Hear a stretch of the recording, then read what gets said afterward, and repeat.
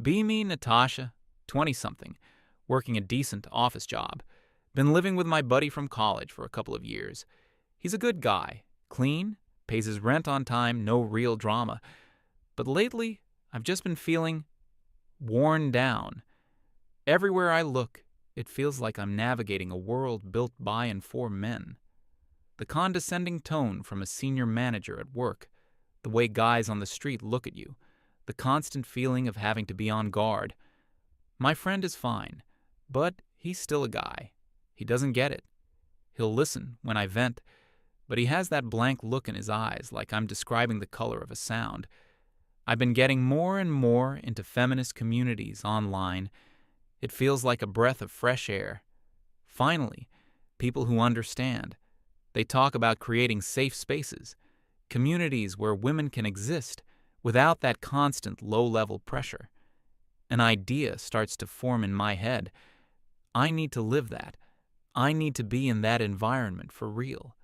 I find an ad online, seeking a fourth housemate for a feminist-run, intentional living space, a safe haven for women to thrive. Sisterhood is our foundation. It sounds like a dream. I apply, do a video call with the 3 women already living there. There's Amanda, who seems like the leader. Very articulate, sharp, uses a lot of academic-sounding terms. She's intense, but seems passionate. Then there's Shiloh. She's quiet, speaks in a very soft, gentle voice, says she's a survivor and values a calm, trauma-informed environment. And finally, Callie. She's the artsy one, very chill, talks about dismantling systems by just existing authentically. They seem great. They love my answers, and they offer me the room. I'm ecstatic. I tell my friend I'm moving out.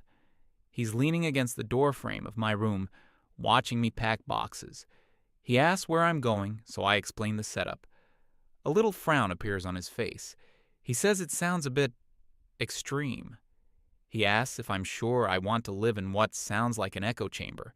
I get defensive immediately. I tell him he wouldn't understand because he's never had to feel unsafe or unheard. I tell him this isn't an echo chamber. It's a supportive community, something men take for granted. He just holds up his hands and says, all right. I hope it works out for you, seriously. But I can see the skepticism in his eyes. It makes me even more determined to prove him wrong. The day I move, he helps me carry the last few boxes to my car. He gives me a quick, awkward hug and tells me to call if I need anything. I just nod and say I'll be fine. That I'll be more than fine. I drive away feeling a huge sense of relief and liberation. Goodbye to the patriarchy, even the nice version of it. Hello, utopia. I pull up to the new house. It's a cute little place with a garden out front. Amanda, Shiloh, and Callie all come out to greet me. Lots of hugs, lots of squeals of excitement. They help me with my boxes, refusing to let me carry the heavy ones. We're a team, Amanda says. The inside of the house is cozy. There are posters on the walls with empowering slogans. Books on feminism and social theory line the shelves. The air smells like incense and herbal tea. That first evening is amazing. We all cook a vegan meal together.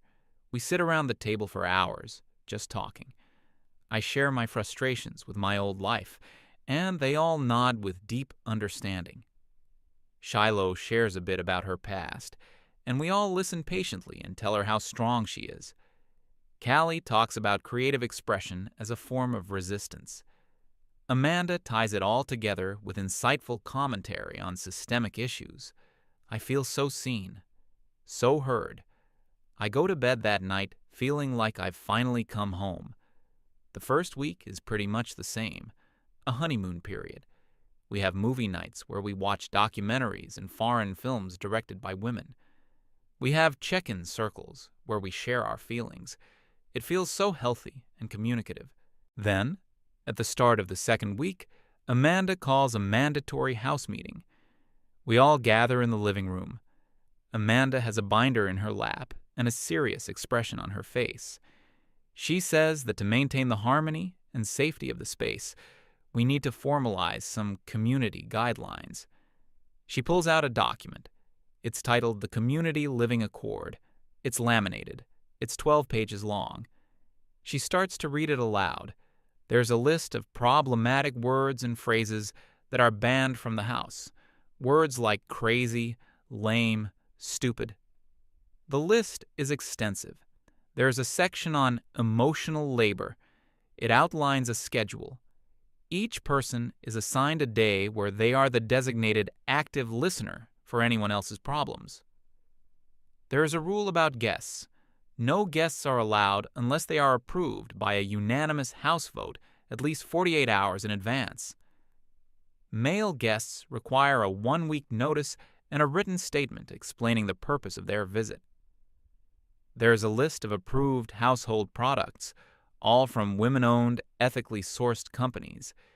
It's all expensive stuff. My head is spinning a little. This seems less like a friendly agreement and more like a legal document. But Amanda explains that these structures are what protect us from the chaotic, harmful norms of the outside world. Shiloh nods enthusiastically, saying that clear boundaries make her feel safe. Callie says it's beautiful to see feminist theory put into practice. I don't want to be the one to rock the boat. I'm the new girl, so I just nod along with everyone else. The accord is ratified. Amanda puts it in a clear plastic sleeve and tapes it to the fridge. The vibe in the house starts to change almost immediately. It's subtle at first. Conversations become more stilted, like everyone is mentally checking their words against the banned list. Someone will start to tell a story and then stop short, saying, "Oh, never mind. I can't really talk about that without using a problematic term." The emotional labor schedule is a disaster. On my designated listening day, Shiloh comes to me and talks for 2 solid hours about how the plot of a TV show she watched was deeply triggering. I try to be supportive, but my mind is glazing over. When I try to gently wrap up the conversation, because I have to get ready for work, she gets this hurt look on her face. Later, Amanda pulls me aside and tells me I need to be more mindful of my responsibilities as an active listener, that I invalidated Shiloh's experience. I start to feel like I'm walking on eggshells.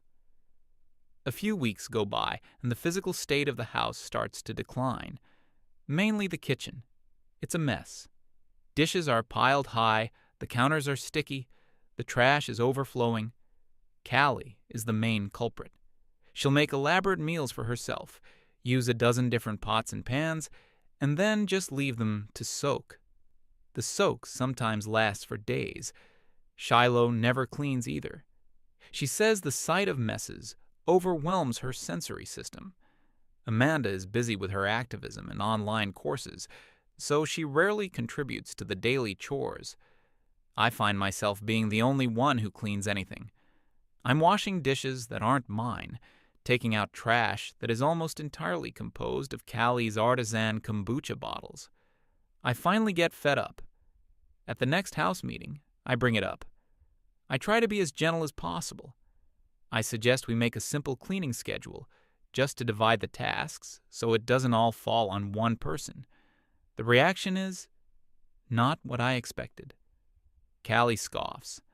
She says that the very concept of a cleaning schedule is a tool of the patriarchy, designed to domesticate women and chain them to unpaid labor. She says she refuses to participate in her own oppression.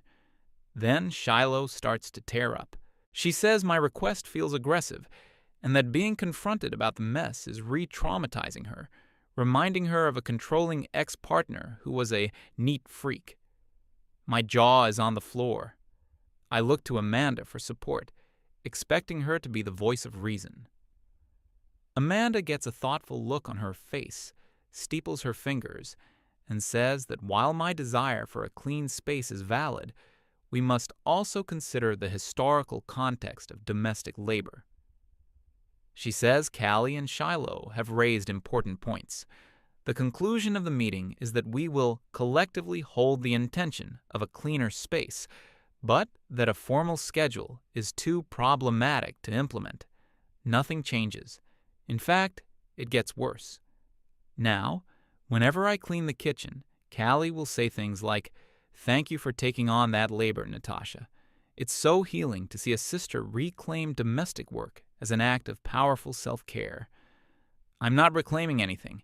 I'm just scrubbing her 3-day-old avocado toast remnants off a plate so we don't get ants. I start spending more time in my room. The safe space of the living room feels more like a courtroom where I'm always on trial. The smallest things become huge dramas. One morning, I'm running late for work. I grab a mug from the cupboard, make a quick coffee, rinse the mug, and leave it in the drying rack. That evening, I get a text from Amanda. "House meeting, 8 p.m., urgent." My stomach sinks. What now? I go into the living room, and it's set up like an intervention. The three of them are sitting on the couch, looking at me with grave expressions. There's an empty chair facing them. My chair. I sit down. Amanda clears her throat and says, "Shiloh has something she needs to share with you." Shiloh takes a shaky breath and pulls a tissue from her sleeve. She tells me that the mug I used this morning was her personal, special mug. It was a gift from her therapist. It was her emotional support mug. She says that my using it without her explicit consent was a profound violation of her boundaries. She says it felt like an act of psychic violence. I am completely bewildered. I apologize immediately. I explain I was in a rush and just grabbed the first mug I saw. I had no idea it was special. My apology is not accepted. Amanda steps in. She explains that my intent doesn't matter. What matters is the impact of my actions. And the impact was that I caused Shiloh significant emotional distress. Callie nods along, adding that my carelessness shows a lack of respect for the communal agreements of the house. They tell me I need to do more than just apologize. I need to sit with Shiloh's pain and truly understand the harm I caused. So I have to sit there in silence for what feels like an eternity, while Shiloh cries softly. Every time I try to speak, to apologize again, Amanda holds up a hand and says, "Just listen. Just hold space for her." It is the most surreal and humiliating experience of my life. After about 20 minutes of this silent, emotional torture, Shiloh finally nods and whispers that she feels heard now. The meeting is adjourned. I go to my room and just stare at the wall. This isn't a safe space. It's a psychological minefield. The sisterhood feels like a clique of bullies who have weaponized therapy speak. I start thinking about moving out. But where would I go? Moving is expensive, and admitting defeat to my friend. The thought makes me cringe. I decide to just try to stick it out. I'll be a ghost in the house. Work, my room, headphones on, avoid all contact. This works for a little while. I become an expert at slipping in and out of the kitchen undetected. I eat my meals in my room. I do my dishes immediately and hide them. I'm basically living like a fugitive in my own home. The peace doesn't last long. About a month later, my old friend texts me. He found a book he thought I had lost, an old favorite of mine from college. He asks if he can drop it by. My first instinct is to say no. The thought of him entering this house and the drama it would cause is terrifying, but it's my favorite book, and I miss him. I miss having a normal, uncomplicated conversation. I make a stupid decision. I tell him he can swing by, but to just be quick. He shows up a couple of days later in the early evening. I meet him at the door, hoping to do the exchange on the porch. No such luck. Amanda is coming down the stairs just as I open the door. She stops dead, her eyes narrowing at the sight of my friend. There's no avoiding it. I have to let him in for a second. I introduce them. "Amanda, this is my friend. He was just dropping something off." My friend smiles and says a polite, "Nice to meet you." Amanda does not smile back. She just gives him a curt nod. The atmosphere is thick with tension. He hands me the book. "Here you go. Knew you were looking for this. I thank him. The whole interaction takes maybe 90 seconds. He says goodbye and leaves. I close the door and lean against it, my heart pounding. I turn around. Amanda is still standing at the bottom of the stairs. Shiloh and Callie have appeared in the hallway, drawn by the sound of a male voice. All three of them are just staring at me.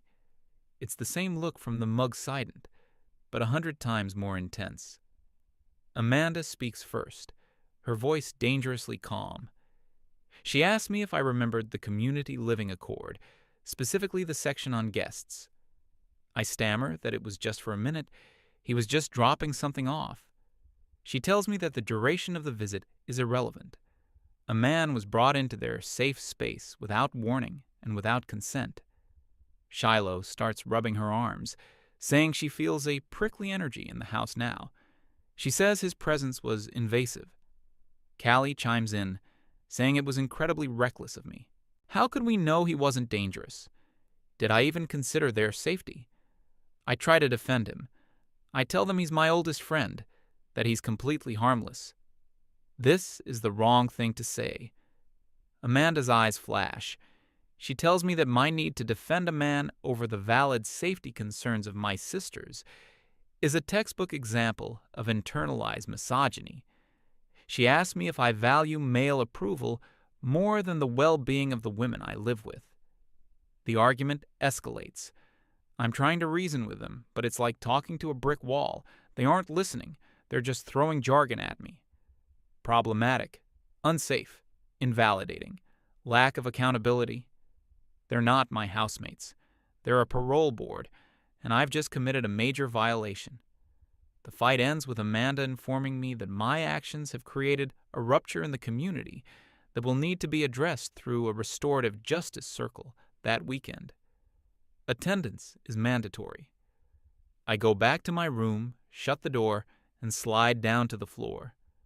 I can hear them in the living room, talking in low, angry voices. My utopia. My safe haven. It's a prison, and I'm the only inmate who doesn't realize they're also a guard. I pull out my phone and look at the text from my friend. Great to see you for a sec. Hope you're doing well. I feel a wave of shame and regret so strong it almost makes me sick. He was right. He was so right. And I have no idea how to get out of this mess I've made for myself. The weekend of the Restorative Justice Circle arrives. I spend the 2 days leading up to it in a state of high anxiety. The house is quiet, but it's a heavy, loaded silence. Whenever I leave my room, one of them seems to be there, watching me with a look of disappointment. It feels like being shunned. Saturday afternoon, Amanda texts the group chat. The circle will convene in the living room at 4 p.m. Please come with an open heart. I feel like I'm going to be sick. At 4 p.m., I walk into the living room. They've arranged the chairs in a circle. There are candles lit. Someone is burning sage. It looks like they're about to perform an exorcism. Maybe they are. Amanda is sitting with a talking stick in her hand. It's literally a branch from the backyard with some yarn tied around it. She explains the rules. Only the person holding the stick can speak. We will not use accusatory language. We will speak from the I, focusing on our feelings. It's all so clinical and absurd. Amanda starts. She holds the stick and talks about her deep disappointment. She says she felt a sense of betrayal when I prioritized my connection to a man over the sanctity of our shared space. She passes the stick to Callie. Callie says my friend's brief presence disrupted her creative energies. She claims she hasn't been able to paint since the incident because the masculine aura lingered and threw her chakras out of alignment. She says she felt unseen and devalued. Then the stick goes to Shiloh. This is the main event. Shiloh takes the stick and starts crying almost on cue. She talks about how the unexpected appearance of a man in her home was a major trigger. She says it brought back all the trauma of her past. She says his voice was too deep, and it echoed in a way that reminded her of her abusive father. My friend said maybe 10 words. He was perfectly polite. This is pure theater. She finishes by saying she no longer feels truly safe in her own home, and that this feeling is a direct result of my actions. The talking stick is passed to me. The three of them are staring at me, their faces a mixture of pity and judgment. I take the stick. My hands are shaking. I try to follow the rules. I use I statements. I say, I feel misunderstood. I feel like my intentions are not being considered. I explain that he is my oldest friend, a safe person, and that the visit was brief and unplanned. I apologize again for not giving them a warning, but I try to explain that it was a very low-stakes situation. Amanda cuts me off. She tells me I am not holding the talking stick correctly, that I am being defensive and centering my own experience instead of validating theirs. She takes the stick from me. She says that for our community to heal, I need to demonstrate that I understand the harm I caused. The restoration part of the justice circle is then revealed. I am to write a formal, one-page letter of apology to the group, acknowledging my transgression and its impact. I have to read this letter aloud at the next house meeting. Furthermore, to rebuild trust, I am to take on all communal cleaning duties for the next month. The kitchen, the bathroom, the living room, everything. They call it an act of service to the community. I see it for what it is, a punishment. I'm exhausted. I'm beaten down.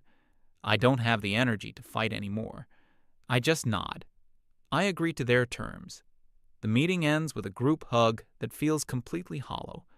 The next month is one of the most miserable of my life. I work my full-time job, and then I come home and work a second job as a maid. The house has never been cleaner, but the mess the others make seems to increase exponentially. It's like they're testing me. Callie starts taking up pottery at home, without a wheel. She leaves clay dust and dried clumps of mud all over the dining table and floor. Shiloh decides to get into making her own essential oil blends, leaving greasy, pungent spills on every surface. Amanda is constantly hosting study groups for her online activism courses, and they leave behind a trail of empty mugs and snack wrappers. I clean it all up in silence. I read my stupid apology letter. I scrub the floors. I take out everyone's trash. They treat me with a sort of condescending kindness. They praise my cleaning, saying things like, "It's so wonderful to see you embracing accountability, Natasha." I feel like I'm losing my mind. I barely speak to anyone. I hide in my room. I count the days until my penance is over, but I know deep down that it will never be over. I've been cast as the problematic one, the one who needs to be managed. This will just keep happening in different forms. The financial situation in the house is also weird. I pay my share of the rent and utilities via direct transfer to Amanda on the first of every month, but I notice that Callie and Shiloh are always broke. They're constantly borrowing small amounts of money from each other for groceries. Callie isn't working, claiming that a 9-to-5 job is a patriarchal trap that stifles her spirit. Shiloh has a part-time remote job, but she frequently calls in sick, saying she needs a mental health day. I don't know how they're affording their share of the rent, but I figure it's not my business. I just pay my part. My month of servitude finally ends. Nothing really changes, except now I'm no longer officially obligated to clean up after them, which means the house immediately descends back into filth. I go back to my old system, only cleaning up after myself, eating in my room, ignoring the growing chaos in the common areas. I'm numb to it all now. I'm just a ghost floating through the house, waiting for my lease to be up in a few months. Then comes the day it all blows up. It's a Tuesday, I think. I get home from work, and there's an official-looking envelope taped to our front door. I pull it off. It's from the property management company. My blood runs cold. I open it. It's a formal notice of eviction for non-payment of rent. It says we are 2 months behind and owe several $1,000s in back rent and late fees. We have 10 days to pay in full or vacate the property. I'm stunned. I can't breathe. I've paid my share. Every single month, on time. I have the bank statements to prove it. I storm into the house. The three of them are in the living room, watching a movie. I hold up the letter. My hand is shaking with rage. What is this? They all look at me. No one seems surprised. Amanda pauses the movie. She gets that calm, patronizing look on her face. Okay, she says. It seems we need to have a conversation about resources. I'm not interested in a conversation. I want answers. I demand to know why the rent hasn't been paid. Callie sighs dramatically, as if I'm being a huge buzzkill. She explains that she had a once-in-a-lifetime opportunity to attend a week-long spiritual retreat for women artists. It was expensive, but it was essential for her soul's journey. So that's where her rent money went for the last month. I turn to Shiloh. Shiloh refuses to make eye contact. She stares at her lap and mumbles that her job has been incredibly demanding on her mental health. She says she's been experiencing extreme burnout and needed to take unpaid time off. She used her rent money for bills and self-care necessities, like acupuncture. My head is actually throbbing. I look at Amanda. You knew about this. You've been taking my money every month and not paying the landlord. Amanda holds up a hand. She explains that she didn't want to add financial stress to Callie and Shiloh while they were navigating their personal challenges. She says she was holding space for their struggle and was planning to talk to the landlord about a payment plan. The sheer mind-bending audacity of it all leaves me speechless for a moment. They're all just looking at me.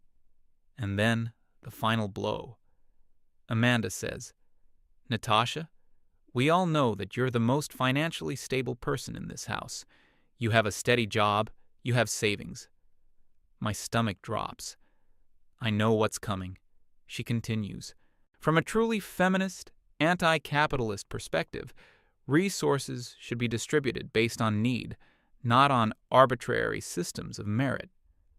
Callie nods eagerly. Exactly. It's about community care.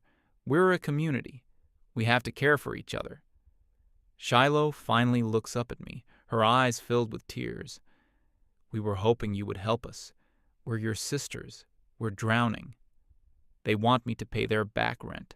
They want me to cover the thousands of dollars they owe because one of them went on vacation and the other one didn't feel like working. And they are framing it as my moral, feminist duty to do so. That's it. Something inside me just snaps. The part of me that was trying to be patient, to be understanding, to keep the peace, it just evaporates. I start to laugh. It's not a happy laugh. It's a sharp, ugly sound. I tell them that they are delusional. I tell them that there is no universe in which I am paying for their irresponsibility. The mood in the room shifts instantly. The soft, therapeutic masks fall away. Amanda's face hardens. So, you're just going to let us be homeless? That's your idea of sisterhood? Callie jumps up. This is what we're talking about. You've completely bought into the capitalist, individualist mindset. You're a class traitor. Shiloh starts sobbing, accusing me of having no empathy and of kicking her when she's already down. They're screaming at me now. All the jargon, all the buzzwords are being hurled at me like weapons. I'm a bootlicker. I have financial privilege I refuse to acknowledge. I am perpetuating systemic harm. I just stand there and take it. And for the first time, it doesn't hurt. It doesn't get under my skin. Because I finally see them for exactly what they are. Not activists, not sisters. They're just selfish, manipulative hypocrites. They're parasites who have built a comfortable nest out of ideology, and they're furious that their host is finally shaking them off. I don't say another word. I turn around, walk to my room, and lock the door. I can hear them yelling outside, demanding that I come out and be accountable. I put in my headphones and turn the music up as loud as it will go. I sit on my bed and I make a plan. That night, I wait until I'm sure they're all asleep. Around 2 a.m., I pack one large suitcase and a backpack with my most important things: my documents, my laptop, my clothes, the book my friend gave me. Everything else, I leave. I don't care. It's just stuff. I move with absolute silence. Every creak of the floorboards makes my heart jump. I open my bedroom door. The house is dark and quiet. I slip down the hallway and out the front door. I don't look back. The moment the door clicks shut behind me, I feel a weight lift off my shoulders that I didn't even realize I was carrying. I stand on the sidewalk in the cool night air, and I take my first deep, clean breath in months. I walk a few blocks away to a 24-hour coffee shop. I sit down at a table, and I do two things. First, I forward the eviction notice and my bank statements showing my rent payments to the property manager. I add a short, simple message. To whom it may concern, I am no longer a tenant at this address as of today. The other three tenants, Amanda, Shiloh, and Callie, are responsible for the unpaid rent. I have attached proof of my payments. Do not contact me again. I also attach a few choice screenshots from our old group chats where they discuss their money problems and how I was the solution. Second, I pull up the contact for my old friend. My hands are trembling as I type. "Hey, you up?" He replies almost instantly. "Yeah, what's wrong?" The dam breaks. I call him. I can barely get the words out. I'm half crying, half laughing at the absurdity of it all. "Can you come get me?" And "You were right about everything." There's no "I told you so" in his voice, no judgment, just warmth. "Of course. Send me the address. The couch is still yours if you need it." He picks me up 20 minutes later. I get into his car, and I just feel this overwhelming sense of safety. Real safety. Not the fake, weaponized version I've been living in. We drive back to his place, and I fall asleep on his couch almost immediately. The next week is a blur of getting my life back in order. I block the numbers of my old housemates. I don't know what happened to them, and I don't care to find out. I assume they were evicted. I find a new apartment, a simple one-bedroom place. Just for me. The silence is glorious. About a month after I left, I'm sitting in a cafe with my friend. We're just talking about movies, work, stupid stuff. It's normal. It's easy. He looks at me and asks if I'm doing okay. I think about it for a second, and I realize I am. I'm more than okay. Be me. Thought I was escaping toxicity. Ran headfirst into a different flavor of it. Turns out being a selfish, manipulative leech has nothing to do with what's between your legs. Lived in a feminist utopia. It was a cult with better branding. My new safe space is a locked door and a paid-up electricity bill, and it's pretty damn great.